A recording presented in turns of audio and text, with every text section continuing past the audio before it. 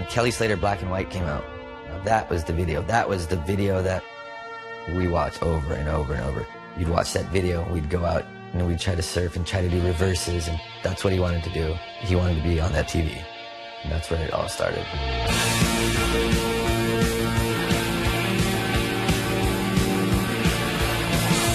We met Liam McNamara and Garrett, and they rode for Willis Brothers Phasers, you know, and they saw us surfing. Called my dad up and go, hey, I know you don't know us, but your kids surf good, and hey, we want to sponsor them for Willis Brothers surfboards.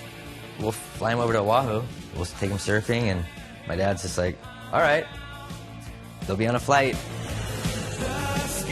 Most of the heavy competition was Oahu-based then, and they knew to take their game up, as Phil knew, that they had to be here on Oahu to face the Oahu kids. They were still in grammar school, and I'd send them to Riddle on a Friday night. You know, and then Dave would send them back to me on Sunday, and then Monday they'd go to school. This is Bruce Irons getting a nice ride, and check out the finishing floater right there. Older brother Andy didn't want to be shown up, so he got in one of the best rides of the day. Check out the aerial right there. Nice one. And my brother was always winning. And, you know, he was kind of unstoppable. Andy Irons in the blue. See. Andy gets spits out. Andy Irons in the blue. We started getting paid when we were young. I was like 13 or something.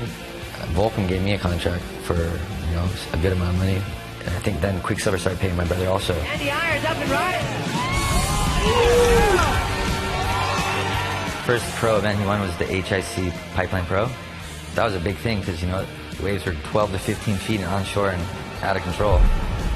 He wasn't afraid, and he was getting huge barrels, and he was only a kid in high school. And he was taking out like Derrico and adults, seasoned veterans, you know. Heat after heat, I just kind of got in this rhythm and just all came together. It was a great feeling, that one.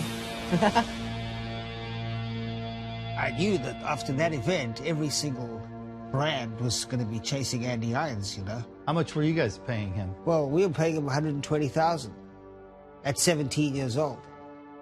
And that was a lot less than what he was being offered.